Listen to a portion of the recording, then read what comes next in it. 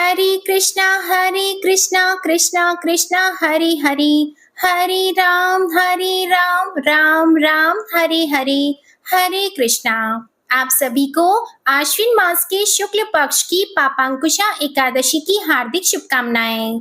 आज की इस वीडियो में आप सुनेंगे पापांकुशा एकादशी व्रत की संपूर्ण कथा, साथ ही आप सुनेंगे एकादशी माता की कथा और एकादशी माता की आरती।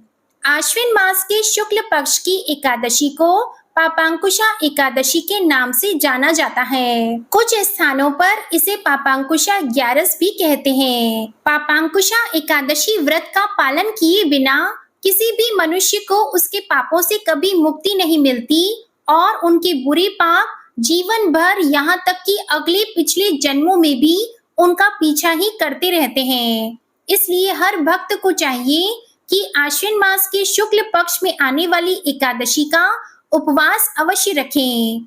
इस दिन किए गए व्रत का फल 100 सूर्य यज्ञ और 1000 अश्वमेध यज्ञ करने के बराबर होता है। इस एकादशी की कथा को सुनने मात्र से मनुष्यों के सभी पाप और संकट कट जाते हैं और मनोकामनाओं की पूर्ति होती है तथा बैकुंठ की प्राप्ति होती है। तो आइए बड़ी ही श्रद्धा और प्रसन्न चित्त मन से आप सभी भक्तजन पापांकुशा एकादशी की व्रत कथा को सुनिए। धर्मराज युधिष्ठिर ने आदर पूर्वक भगवान श्री कृष्ण को नमन करके कहा, हे जनार्दन, आश्विन शुक्ल एकादशी का क्या नाम है? आप कृपा करके इस व्रत की विधि और उसका फल पूर्ण रूप से बताइए। तब भगवान श्री कृष्ण ने कहा, हे युधिष्ठिर, समस्त पापों को नाश करने वाली इस एकादशी का नाम पापांकुशा एकादशी है। इस दिन मनुष्य को विधि पूर्वक भगवान पद्मनाभ की पूजा करनी चाहिए।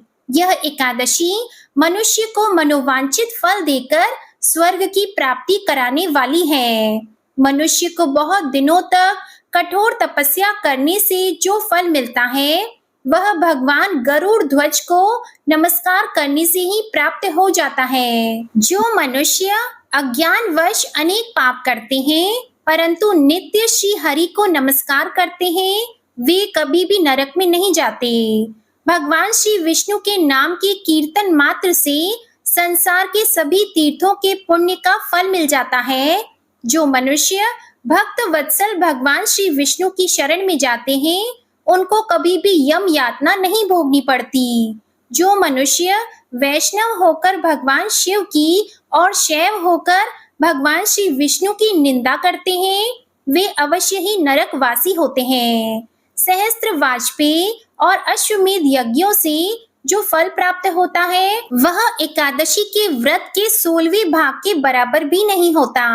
संसार में एकादशी व्रत के बराबर कोई पुण्य नहीं है, परंतु इस पापांकुशा एकादशी के समान पवित्र तो तीनों ही लोकों में कुछ भी नहीं है। जब तक मनुष्य पद्मनाभ की एकादशी का व्रत नहीं करते तब तक ही उनकी देह में पाप वास कर सकते हैं। यह एकादशी स्वर्ग, मोक्ष, आरोग्यता, सुंदर स्त्री, धन और अन्न देने वाली है। पापांकुशा एकादशी व्रत के बराबर गंगा, गया, काशी, कुरुक्षेत्र और पुष्कर भी पुण्यवान नहीं है। इस एकादशी का व्रत और जागरण करने से मनुष्य विष्णु पद को प्राप्त हो जाता है। हे राजेंद्र, इस व्रत को करने वाले 10 पीढ़ी मातृ पक्ष की, 10 पीढ़ी पितृ पक्ष की और 10 पीढ़ी मित्र पक्ष का उद्धार कर देती है। वे स्वयं भी दिव्य देह धारण करके चतुर्भुज रूप होकर, पीतांबर पहनकर और हाथ में माला लेकर गरुड़ पर चढ़कर भगवान श्री विष्णु के लोक को जाते हैं। हे राजन, इस व्रत को करने से पापी मनुष्य भी दुर्गति को प्राप्त न होकर सद्गति को प्राप्त हो जाते हैं। आश्विन मास के शुक्ल पक्ष की इस पापांकुशा एकादशी का जो मनुष्य व्रत करते हैं वे अंत समय में हरि लोक को प्राप्त होते हैं तथा समस्त पापों से मुक्त हो जाते हैं। सोना, तिल, भूमि, गौ, अन्न, जल, छाता और जूता दान करने से मनुष्य यमराज को नहीं देखता है। जो मनुष्य पुण्य कर्म और एकादशियों के व्रत किए बिना ही जीवन के दिन व्यतीत करता है वह लोहार की भट्टी की तरह श्वास लेता हुआ भी निर्जीव के समान ही है। निर्धन मनुष्यों को भी अपनी शक्ति के अनुसार दान अवश्य करना चाहिए तथा धन वालों को सरोवर, बाग, धर्मशाला, गौ, मकान आदि बनवाकर दान करनी चाहिए।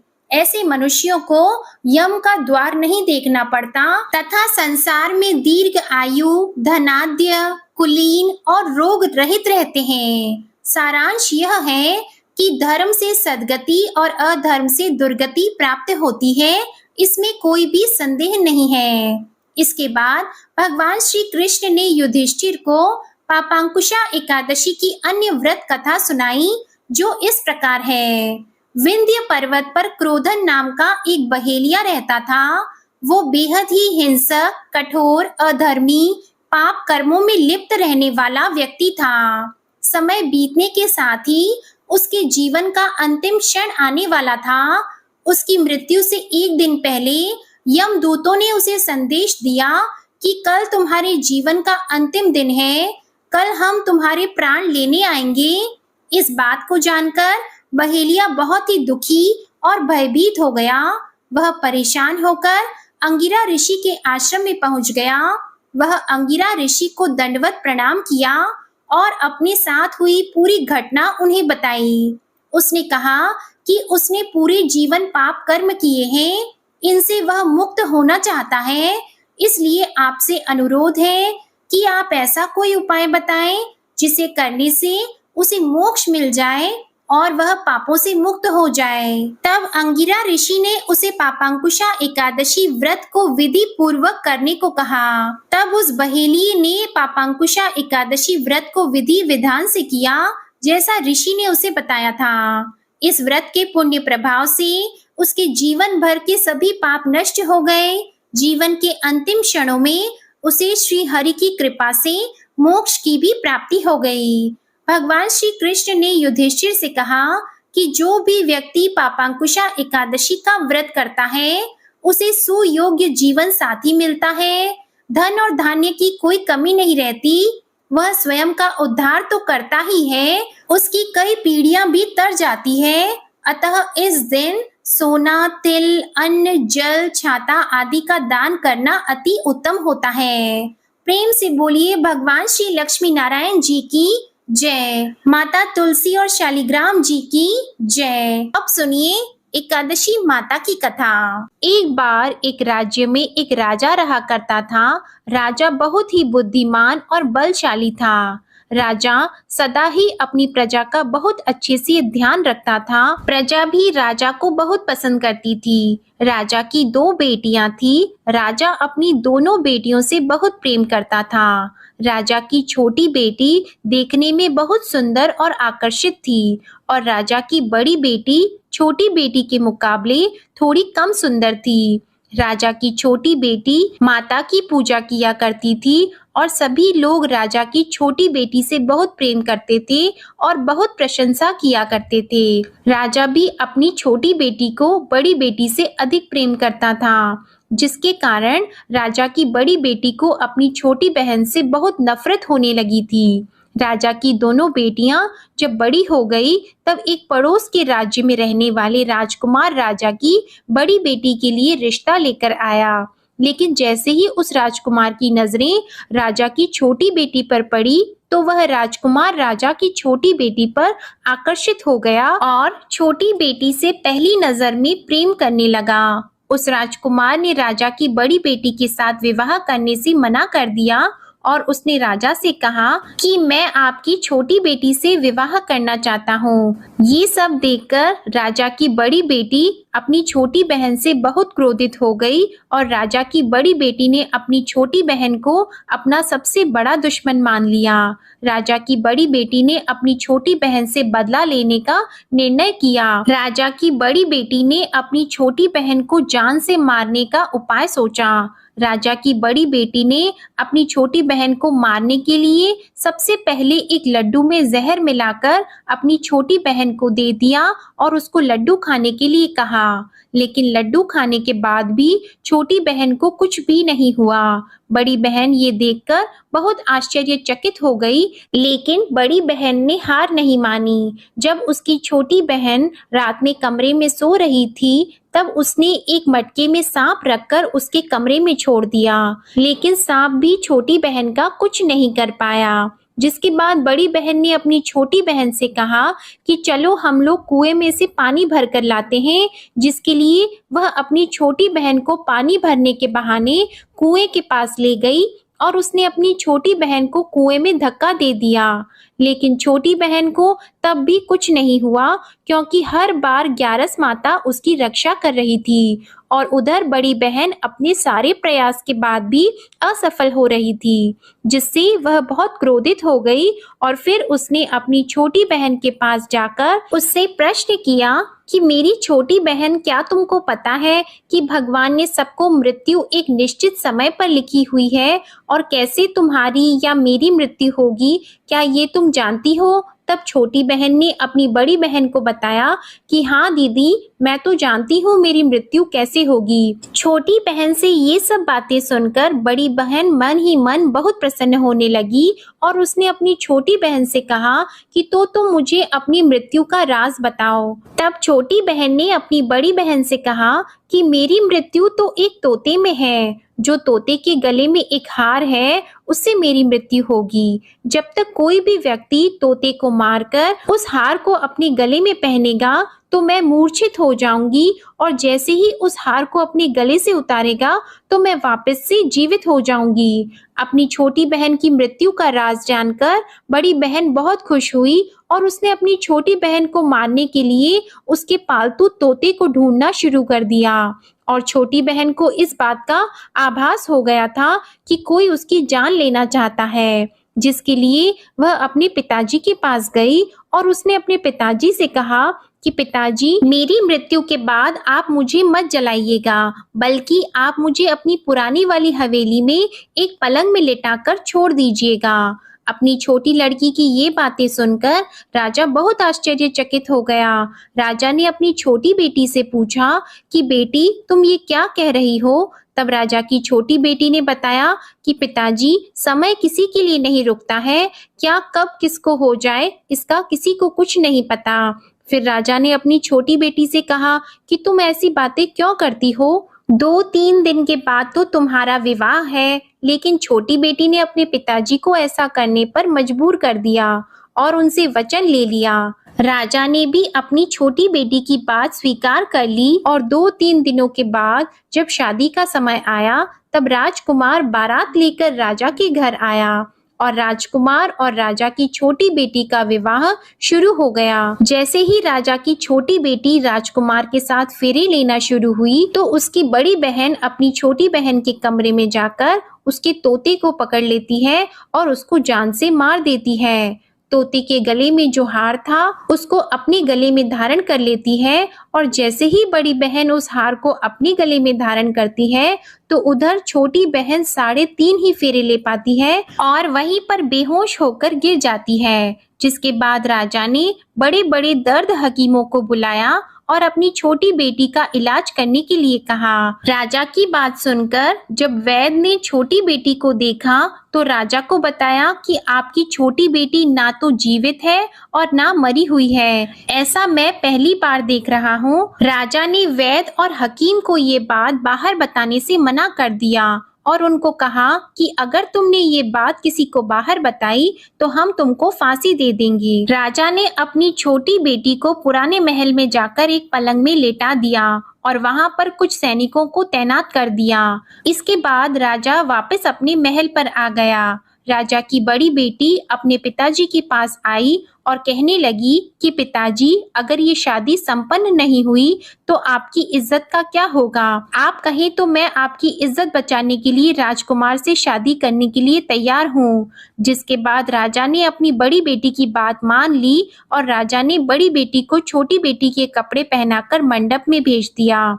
लेकिन राजकुमार ये जान गया कि ये राजा की छोटी बेटी नहीं है, बल्कि ये राजा की बड़ी बेटी है। लेकिन जब राजकुमार ने शादी करने से मना किया तो सभी लोगों ने राजकुमार को बेबस करके राजा की बड़ी बेटी से बचे हुए फेरों को संपन्न करा दिया और विवाह संपन्न हुआ, जिसके बाद राजकुमार राजा की बड़ी बेटी को अपने महल में ले गया। विवाह होने के बाद राजकुमार उससे ना तो बात करता था, ना उसे पसंद करता था और ना ही उसके आसपास भटकता था। और राजकुमार ने ये फैसला लिया था कि वह अपनी प्रेमिका को ढूंढ कर रहेगा और ये जानकर रहेगा कि उसके साथ क्या हुआ है।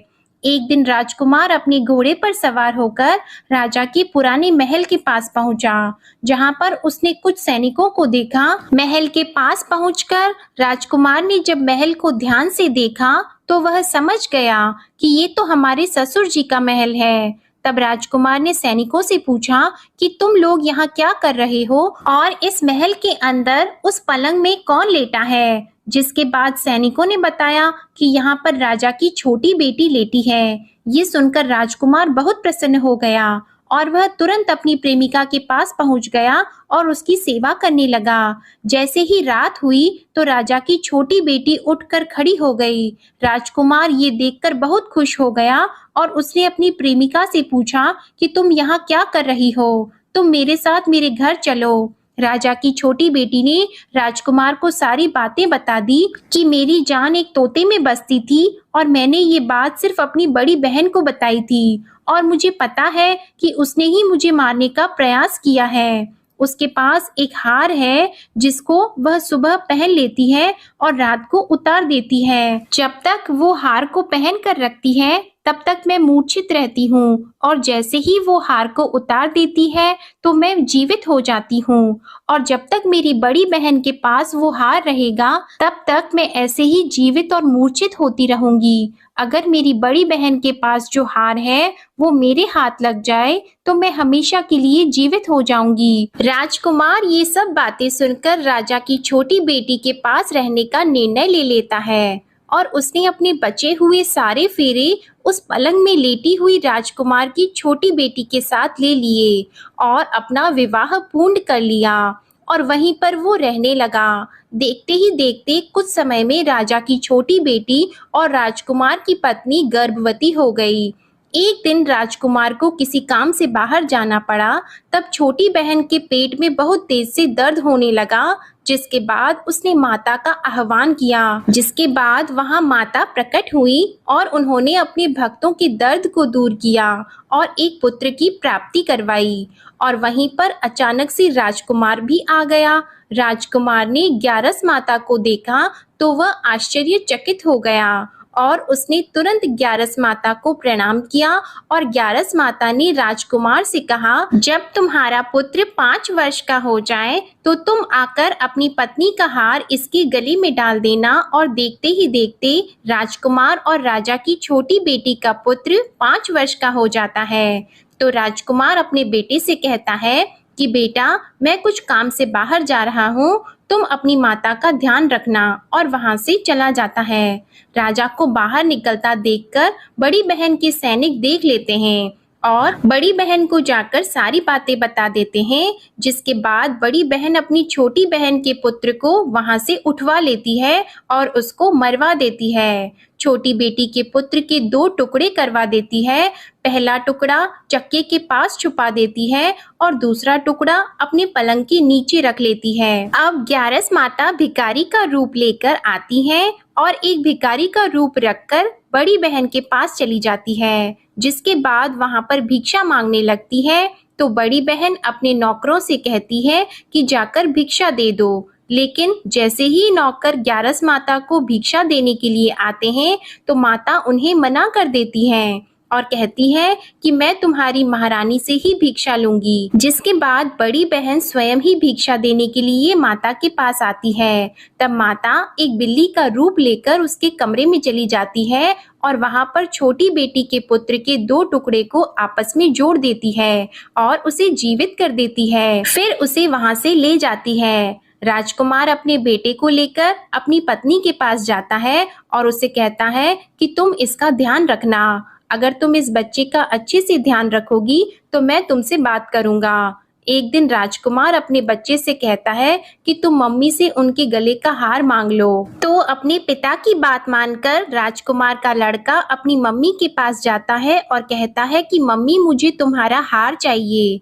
यह सुनकर पहले तो बड़ी बहन बहुत क्रोधित होती है, पर उसको यह याद आता है कि राजकुमार ने कहा था कि अगर मैं इस बच्चे का ध्यान अच्छे से रखूंगी तो वह मुझसे बात करेंगे, जिसके कारण वह हार उस बच्चे को दे देती है और वह तुरंत हार को ले जाकर अपने पिताजी को दे देता है। और तभी राजकुमार अपने बेटे को लेकर वहां से जाने लगता है और अपनी पत्नी से कहता है कि तुम हमारे लिए खाना बनाकर रखना, मैं शाम को आकर तुम्हारे साथ खाना खाऊंगा। और वह अपने बेटे को लेकर वहां से चला जाता है, जिसके बाद वह राजा के पास जाता है और उनको सारी बातें बता देता है। राजा अपनी बड़ी बेटी की ये करतूत सुनकर बहुत क्रोधित होते हैं और अपनी परवरिश पर ही दोष देने लगते हैं। राजकुमार को अपनी छोटी बेटी के साथ रहने के लिए आदेश दे देते हैं। इस प्रकार ग्यारस माता की कृपा से राजकुमार और राजा की छोटी बेटी सुखपूर्वक रहने लगे। प्रेम से बोलिए एकादशी माता की जय। प्रेम से बोलिए माता लक्ष्मी और भगवान विष्णु की जय। माता पार्वती और भगवान शंकर की जय। कथा के बाद अब आप आरती श्रवण कीजिए। ओम जय एकादशी माता, मैया जय एकादशी माता। विष्णु पूजा व्रत को धारण कर, विष्णु पूजा व्रत को धारण कर, शक्ति मुक्ति पाता। ओम जय एकादशी माता, तेरे नाम गिनाऊं देवी, भक्ति प्रदान करनी, मैया भक्ति प्रदान करनी। गण गौरव की देनी, गण गौरव की देनी, माता शास्त्रों में वरनी। ओम जय एकादशी माता, मार्गशीर्ष की कृष्ण पक्ष की उत्पन्ना विश्वतारिणी जन्मी, मैया उत्पन्ना विश्वतारिणी जन्मी। शुक्ल पक्ष में हुई मोक्षदा, मुक्तिदाता बन आई। ओम जय एकादशी माता, पौष के कृष्ण पक्ष की सफला नामक है, सफला नामक है। शुक्ल पक्ष में होए पुत्रदा, आनंद अधिक रहे। ओम जय एकादशी माता, नाम षटतिला माघ मास में कृष्ण पक्ष आवे, मैया कृष्ण पक्ष आवे। शुक्ल पक्ष में जया कहावे, शुक्ल पक्ष में जया कहावे, विजय सदा पावे। ओम जय एकादशी माता, विजया फागुन कृष्ण पक्ष में शुक्ला आमल की, मैया शुक्ला आमल की। पाप मोचनी कृष्ण पक्ष में चैत्र महाबली की। ओम जय एकादशी माता, चैत्र शुक्ल में नाम कामदा, धन देने वाली, मैया धन देने वाली। नाम वरूथिनी कृष्ण पक्ष में, नाम वरूथिनी कृष्ण पक्ष में, वैशाख माह वाली। ओम जय एकादशी माता, शुक्ल पक्ष में होई मोहिनी, अपराज्येष्ठ कृष्ण पक्षी। नाम निर्जला सब सुख करनी, नाम निर्जला सब सुख करनी, शुक्ल पक्ष रखी। ओम जय एकादशी माता, योगिनी नाम आषाढ़ में जानो, कृष्ण पक्ष करनी। देव शयनी नाम कहायो, शुक्ल पक्ष धरनी। ओम जय एकादशी माता, कामिका श्रावण मास में आवे, कृष्ण पक्ष कहिए। श्रावण शुक्ला होए पवित्रा, आनंद से रहिए। ओम जय एकादशी माता। अजा भाद्रपद कृष्ण पक्ष की परिवर्तिनी शुक्ला, इंद्रा आश्विन कृष्ण पक्ष में, इंद्र आश्विन कृष्ण पक्ष में रत से भवसागर निकला। ओम जय एकादशी माता। पापंकुशा है शुक्ल पक्ष में आप हरनहारी, रमा मास कार्तिक में आवे सुखदायक भारी। ओम जय एकादशी माता। देवोत्थानी शुक्ल पक्ष की दुख नाशक मैया, मैया दुख नाशक मैया। पावन मास में करूं विनती, पावन मास में करूं विनती, पार करो नैया। ओम जय एकादशी माता। परमा कृष्ण पक्ष में होती जन मंगल करनी, मैया जन मंगल करनी। शुक्ल मास में होए पद्मिनी, शुक्ल मास में होए पद्मिनी, दुख दारिद्र हरनी। ओम जय एकादशी माता। जो कोई आरती एकादशी की भक्ति सहित गावे, मैया भक्ति सहित गावे, जन गुर्दिता स्वर्ग का वासा, जन गुर्दिता स्वर्ग का वासा, निश्चय वह पावे। ओम जय एकादशी माता। ओम जय एकादशी माता। ओम जय एकादशी माता।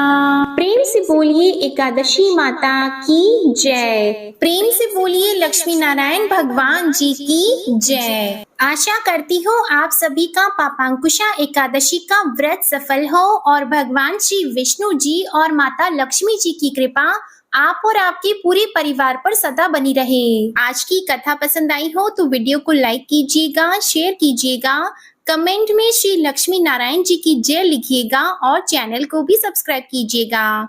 जय जय श्री राधे कृष्णा।